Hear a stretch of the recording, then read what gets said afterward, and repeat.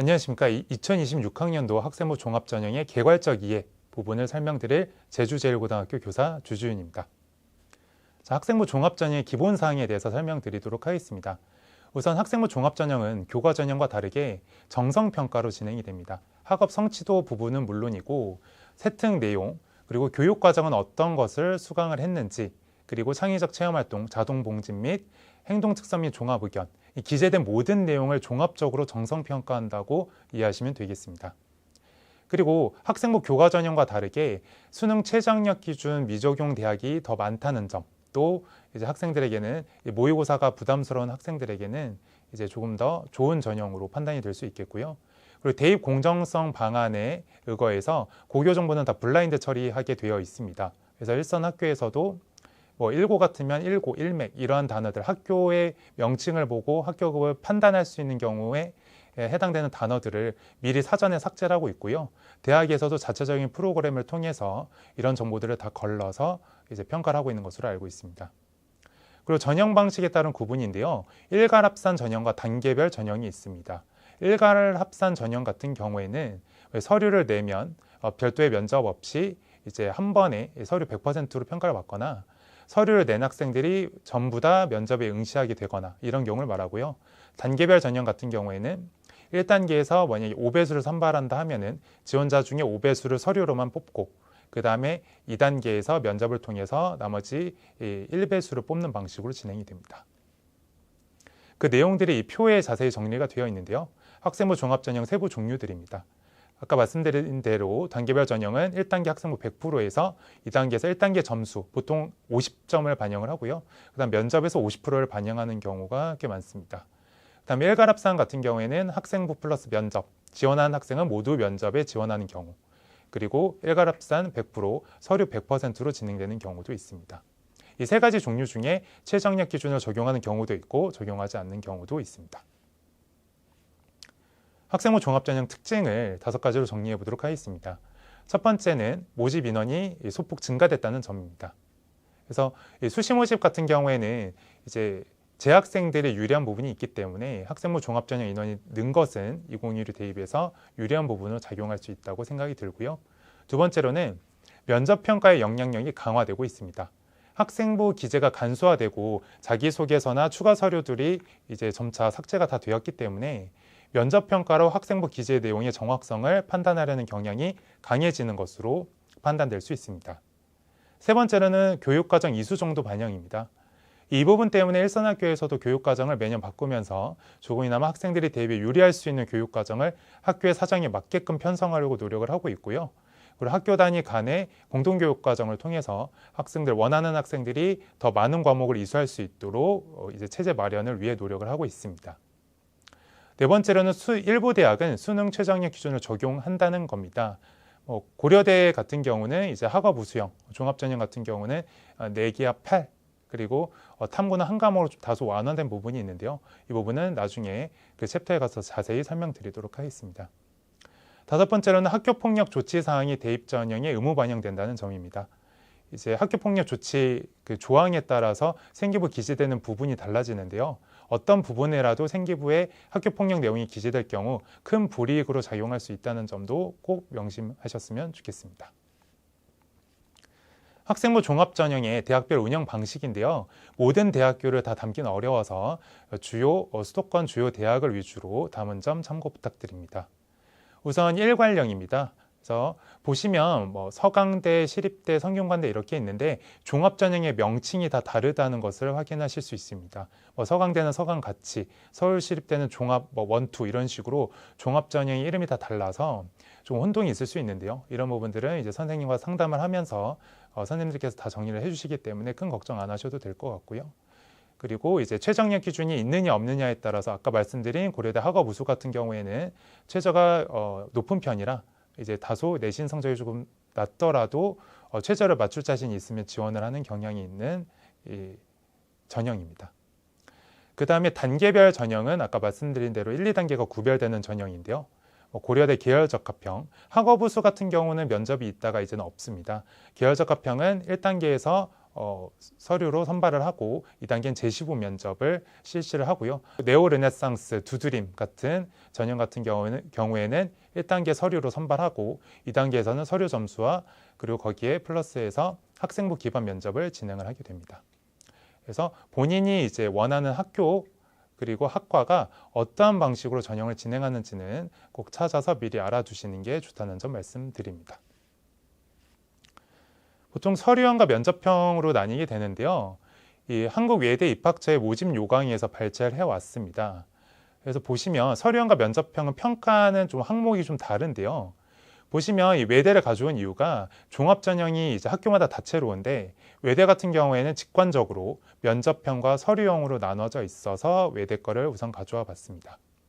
보시면 면접형 같은 경우에는 1단계에서 서류 100%로 3배수를 선발하고 2단계에서 서류 50%에 면접 50%로 2단계에서 최종 인원을 선발한다 이렇게 볼 수 있고 그리고 서류형 같은 경우에는 일괄 전형으로 서류 100%로 면접 없이 선발하는 전형이다 이렇게 볼 수 있습니다. 자, 면접형에서는 당연히 학교생활 기록부를 기준으로 이제 선발하게 되고요. 2명 이상의 평가자가 블라인드 처리된 이 생기부를 보게 됩니다. 평가 요소에 주목해 주시기 바랍니다. 평가 요소가 서류형과 좀 다른데요. 면접형 같은 경우는 학업 역량 30, 진로 역량 50, 그리고 공동체 역량 인성 부분 20으로 편성이 되어 있습니다. 여기서 진로 역량이 높다라는 점에 좀 초점을 둬야 하는데요. 성적이 좀 다소 낮더라도 학생이 이제 충분한 역량을 발휘하고 탐구 역량이 있고 호기심을 실현시킬 수 있는 문제 해결력이 충분히 갖춰진 학생이라면 다소 학업 성취도가 낮더라도 진로 역량에서 큰 점수를 얻어서 역전이 가능하다는 점이 일선학교에서 면접형으로 더 지원을 하게 하는 이유입니다. 면접평가에서는 평가 요소가 좀 달라집니다. 면접관들은 보통 대학 교수 1인과 서류를 직접 평가했던 사정관 1인으로 최소 2인 이상으로 구성이 되는 경우가 많습니다.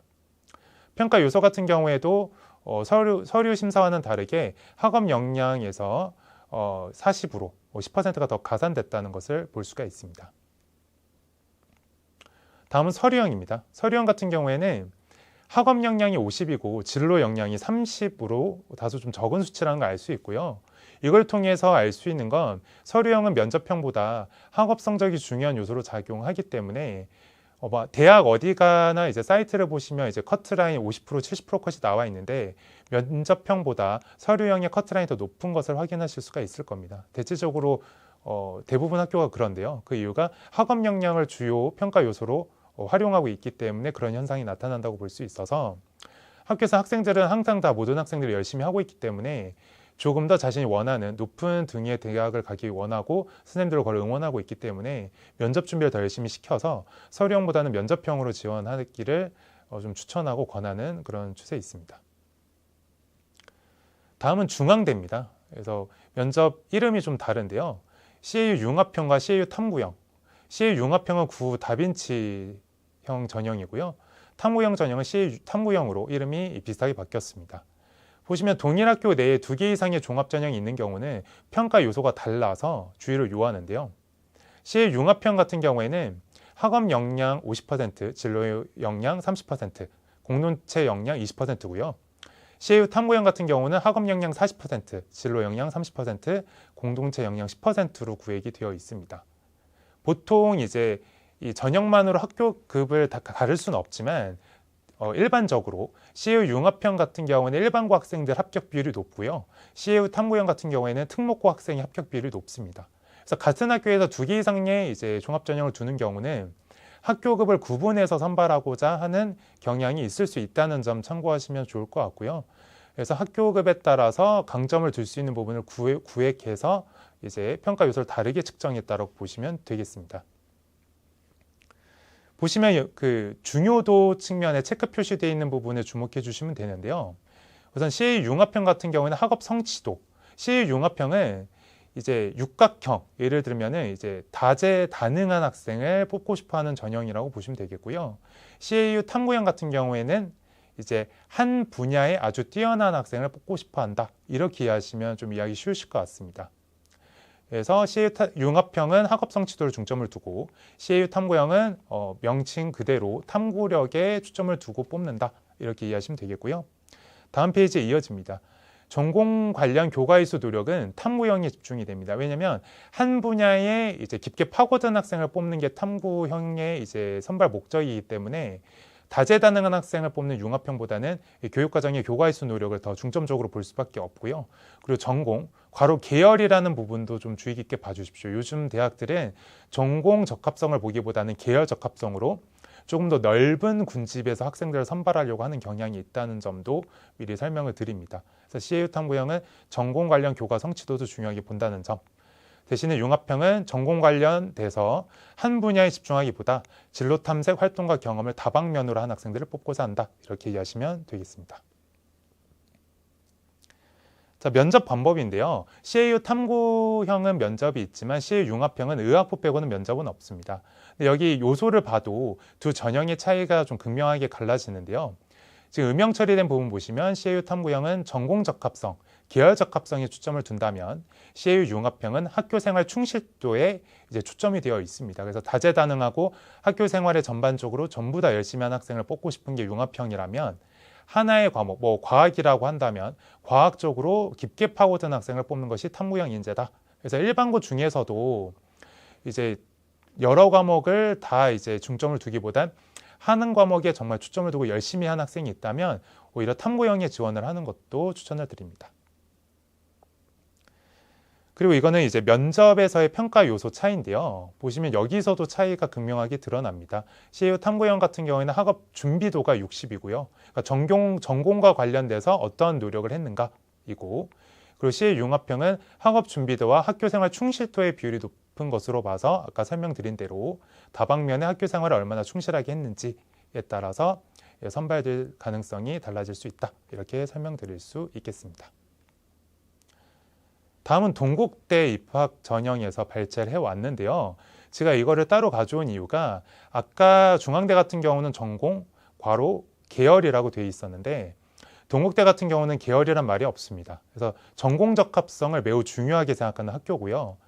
그래서 3개년 동안 뭐 진로가 바뀔 수도 있고 다방면에 탐구를 해볼 수는 있지만 이 동국대 같은 경우에는 이 전공과 계열을 이제 동시에 인정한다는 문구가 없기 때문에 하나의 교과를 충실하게 파고들고 전공과 관련된 활동을 얼마나 충실히 했느냐에 아주 큰 비중, 50% 비중을 두고 있다는 걸 알 수가 있어서 이제 우리가 모든 학교 6개 이상은 다 지원이 가능하기 때문에 이제 각 학교의 모든 방면을 생기부에 다 넣을 수는 없지만 자신이 지원하고자 하는 학교의 어느 부분을 강하게 중점을 두고 보고 있는지를 미리 파악한다면 서류를 준비할 때 도움을 받을 수가 있기 때문에 자신이 관심 있는 학교가 있다면 미리 모집 요강을 한번 살펴보시는 것을 추천드립니다. 여기서도 이제 전공 적합성을 매우 중요시한다는 걸 전공 수학 역량과 전공 관심도 및 진로 탐색 노력 부분에서 충분히 확인하실 수가 있습니다. 수능 최저학력 기준 같은 경우는 교과 전형보다는 적다고 말씀드렸지만 그래도 이제 상위권 꽤 많은 학교에서가 최저학력 기준을 이제 선정한 학교들이 있습니다. 고려대 같은 경우는 학업우수 같은 경우는 이 내기합 8이라고 아까 말씀드렸는데요. 다행히 완화가 돼서 원래 인문은 뭐 내기합 7이고 이과는 뭐 내기합 8이고 이렇게 구분했었는데 통합해서 내기합 8로 됐고요. 그리고 탐구도 원래 2기합 평균이고 소수점 절삭이 없었는데 탐구도 한 과목만 반영한다는 점에서 이제 최저를 맞춘 학생이 좀 적다 보니까 학생 유치를 위해서 최저를 다소 완화했다는 것을 알 수가 있습니다. 서울대 같은 경우도 지역균형 전형은 탐구 2개 평균을 보고요. 3기합 7이고 그리고 체육교육과 디자인학과도 각각 2기합 6, 3기합 7로 각각 다르게 최저 기준을 설정하고 있기 때문에 자신이 원하는 학교가 어떠한 최저 기준을 가지고 있는지 꼭 확인하셔야 될 필요가 있습니다. 나머지 학교는 이 화면 내용을 참고해 주시면 감사하겠습니다. 그리고 가장 강조드리고 싶은 부분 중에 하나인데요. 제주도 학생들이 이제 평가를 받을 때 면접 평가, 면접 점수가 서류 점수에 비해서 낮다는 평가를 많이 받고 있습니다. 그래서 면접은 이제 3년의 학교 생활을 얼마나 충실했는지 이제 평가받는 이 상황이라 학생들이 많이 긴장도 하겠지만 평소에 말하는 연습이나 본인 활동에 대한 이해도가 부족할 경우 면접 점수가 많이 낮을 수가 있습니다. 그래서 평소에 본인이 정말 하고 싶고 수행할 수 있는 정도의 활동을 하는 것을 추천드리고요. 예를 들어 심화된 활동이나 너무 어려운 활동을 해서 면접에서 잘 대답을 하지 못한다면 아주 많은 감점을 받고 불합격으로 이어질 수 있기 때문에 항상 본인이 할 수 있는 역량에 따라서 활동을 선정하는 게 대학에서도 긍정적으로 본다는 점을 명심해 주셨으면 좋겠습니다. 면접 종류 두 개가 있습니다. 학생부 기반 면접이 있고 재시문 기반 면접이 있는데요.